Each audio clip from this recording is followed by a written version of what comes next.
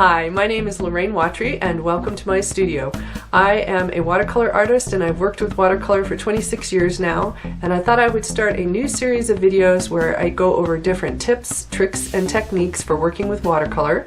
And hopefully these short videos will help you in your journey, and if you have a question or a technique that you would like to see, please comment below and I will try to accommodate that in a future video.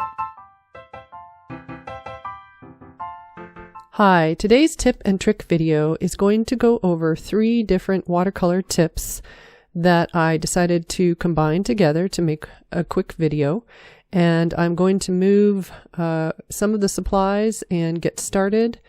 And I forgot to turn on my audio recording when I was doing the video, so this is a voiceover. So the first tip is going to go over how I tip my board when I'm painting, and I asked my dad to create a carved block for me a few years back, and so now this is the side angle, and you don't have to use something as fancy as a piece of wood, carved piece of wood, but I just wanted to have something that he would carve for me, and it's about 2 inches tall. And I paint with it under my board for most every painting that I do. And actually the painting that I'm showing is a poured painting, and I have some videos somewhere in the tip and trick videos that talks about pouring a watercolor, and I just had that one handy. So what I'm looking for when I have it up on the board is using the gravity to help move the watercolor down the page. Now for a poured painting, I would want that flat to be able to pour the paint onto it. So I'm just using this as an example, but I would not use this one on a block. And then I turned my board over and I'm showing how if you use a piece of paper, you can place some water on the paper, and then the gravity will help move the paint down that shape. And so I'm going to continue wetting. I think I started it. You can see a little bit of shine on the paper. And so I'm just adding a little more water. And I don't want, generally from the kind of painting that I do, I don't want my board raised very much off of the level of the table. So mine is somewhere between 2 and 3 inches usually, and my block, like I said, is about 2 inches. So I went and got some ultramarine deep, and I am laying that on there, and I did end up needing to add a little more water to the mix because it was dry enough that it wasn't moving very quickly. Now, if I had left that there longer, probably would have seen the paint over time slowly move down in that wet area. And then I did go add a little water to my brush, and I'm basically lightening the paint that was on my brush, and that will create a gradated shape on the paper. And then you can see as from the side view there, as the paint moves down the paper, there is a bead of water and paint that forms at the bottom. And that is very helpful because I know that as long as I'm getting that bead of water and paint, that my section there is wet enough that the paint will have a soft edged feel to it, and it will kind of basically blur down into the wet area below.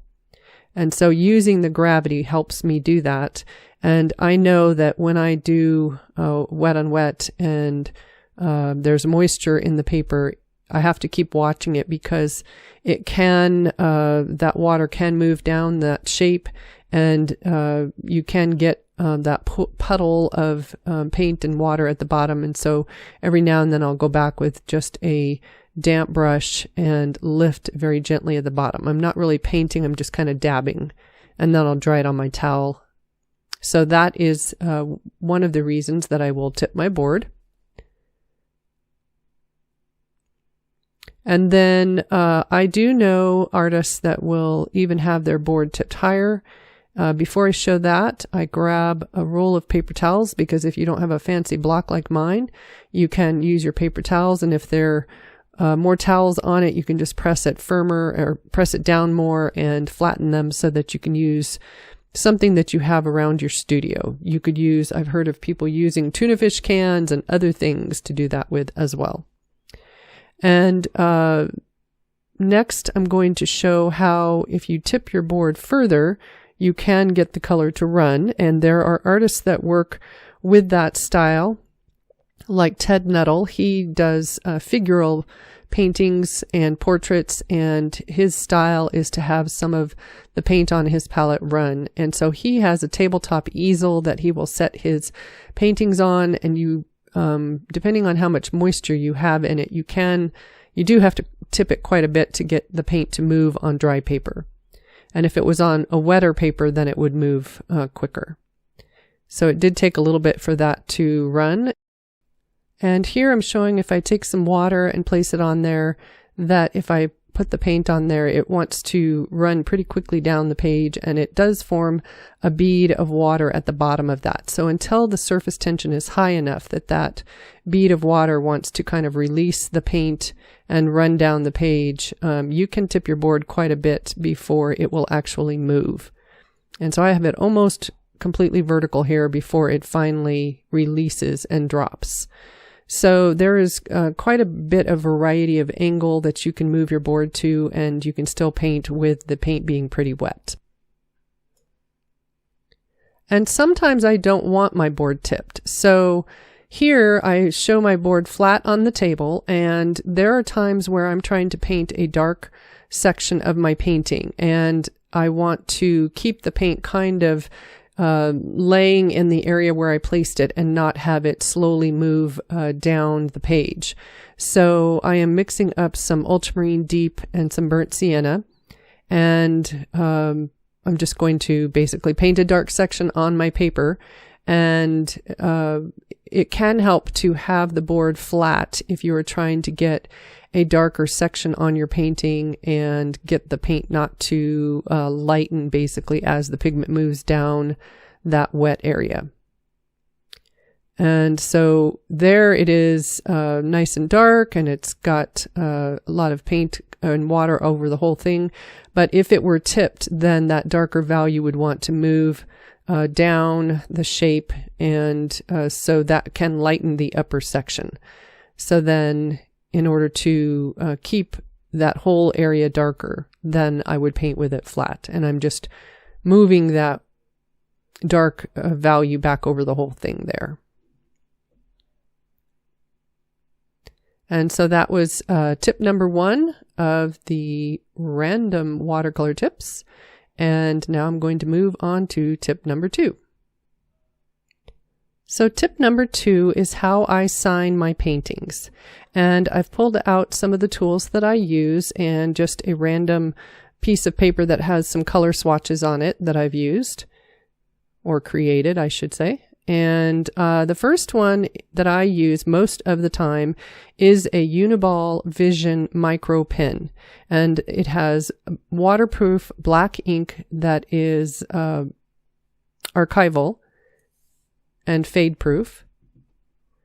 And I tend to use this for most of my paintings.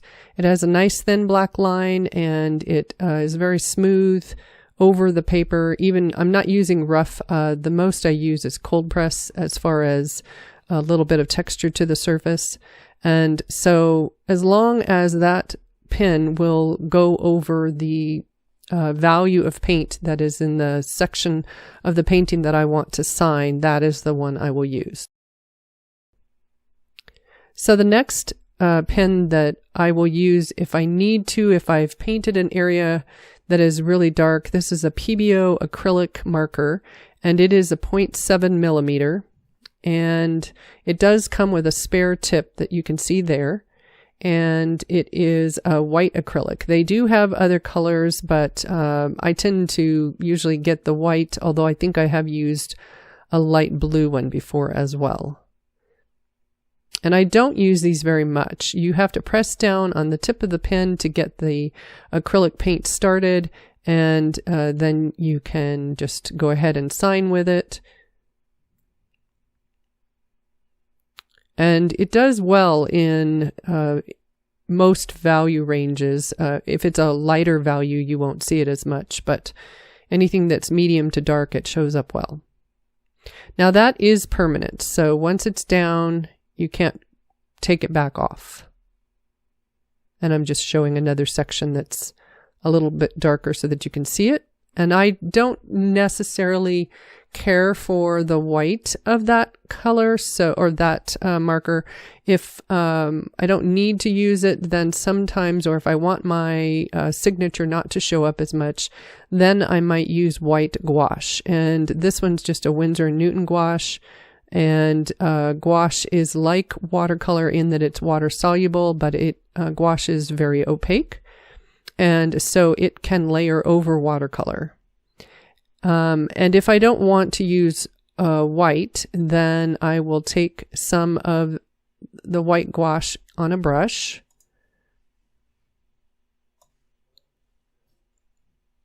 And I just get a little bit out of the tube. My brush was a little wet when I went to get that, and so that I can move it around. And then I had a little bit of some Quin Rose, I believe, on my palette. So I just mix the gouache with a little bit of that Quin Rose, and then I can come over and sign with it. Now, this is something that I don't use very often, and generally when I do sign with a brush, I feel like my line is a little thicker than I might normally like. So for me, it would probably be doing a little bit of practicing prior to signing to make sure that the color is right, and also that I'm getting the thinness of the line that I like in my signature. And the other thing about gouache is, depending on how much gouache is in the mix, how opaque it is, it can take a little bit to get the gouache to be opaque enough, because it can fade a little bit once it dries, so that it's not quite as dark as I want it, or stand out value-wise from the watercolor. So that one was a little bit harder to see. And then I think I did go get a little more gouache on my brush at that point, and it was stronger and easier to see on that passage. And the gouache is not waterproof. So if I decided I wanted to go back and adjust my signature, I can use a little water to go in and lift a little bit of that signature off. But, and I'll show that in a second. But it's possibly going to lift some paint as well. The acrylic is waterproof, and so is that ink pen. Now, some ink pens, you can use an ink eraser, and I think that's what I'm talking about here. And so if I had messed up my signature with the ink pen, there are ink erasers. You just would have to test it on a separate piece of paper to make sure that you are not going to ruin the surface of your paper. And so I think you can see, I lift this up to the camera a little bit, that it did lift some of the watercolor there as well. So that would be, you might have to go back in and put some paint down in that area before you would try to sign again if you wanted to. So none of them are maybe quite perfect, but there's some variety there that I can find the option that works best for the painting I'm doing. And that was tip number 2. And for tip number 3, I'm going to switch to my other camera, and I am going to talk about how you can use the Mr. Clean Magic Eraser to clean your palette. So I have used a Mr. Clean to clean or to lift paint on my paintings in the past, and I know some people know about that, but you may not realize that it makes a good palette cleaner as well. And I like the extra durable that I'm showing here, and you just need to make sure that if you're going to use the Mr. Clean, that you're using either the extra durable or the original. You do not want to use the one with the Dawn soap in it or the Febreze, and that's the 2 listed at the bottom of the 4 that they have. And the reason you don't want to use either of those, either on your palette or in your painting, is that you don't want to get those chemicals on your palette that might transfer to your paint and that could cause issues on your painting, and you wouldn't want those chemicals on your paper. And the way the Mr. Clean Magic Eraser works, it is an abrasive surface. They usually come in about that size. Sometimes they'll be bigger, and then I just tear it down from there. And I like, as I said, the extra durable one because it is a little stronger than the original. It has kind of a weave on it. I don't know if the original has a weave now as well. But I usually will tear off a piece of that. And I'm just getting some things out of the way. And I'm going to spray down the surface first because a lot of that paint is dry. And the colors that I had been using, the oranges mostly, are staining. On my palette at least. Maybe not on the watercolor paper, but at least on the palette they stain it. So as I get as much as I can off with a towel, and that towel is kind of dirty now. I use flour sack towels to paint with, and I do wash them, but they get stained over time. So it is at the point now where I can try again, but the stain that's on the palette is not going to come off. So that's what I'm showing. And I don't want to have my palette stained with color because I want to see what the colors are as I'm pulling them out and get the true sense of the mixes I'm making. So if my palette has gotten stained, I will take part of one of the magic erasers, and you can just tear them. And they are wide. They usually will just get dirty on the edges. I actually haven't tried cutting those in half in the depth of the sponge, and so I might try to do that and see if it holds together okay, because I could probably use half of that. And so then I get it wet and wring it out, and then with very little pressure I can actually go over my palette and it will start to lift the color off of it.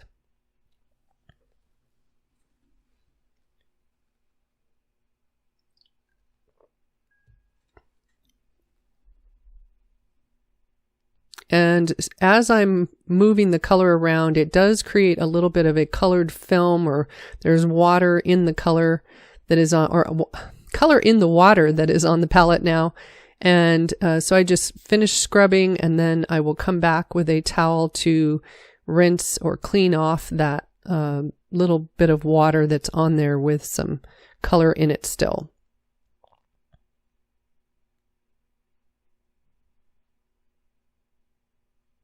And it doesn't take very long, and I've got a nice clean palette again. And it does not seem to mar the surface of the palette. So it's not going to leave grooves and things that the paint will seep down into from my experience with it so far. Those are the 3 watercolor tips, and I hope this was helpful to you, and that if you have a tip, trick, or technique in watercolor that you would like to see, please leave a comment below and I will add it to my list. And I have some new classes listed on my website if you're interested in painting water lily or clear glass or a swan in water. Those are listed. And then I also have a new watercolor video lesson that you can watch and do on your own time. And so that one is Blue Jay in Snow, and I have a couple others up there as well. All the information is on my website, and I hope you have a good day. Bye.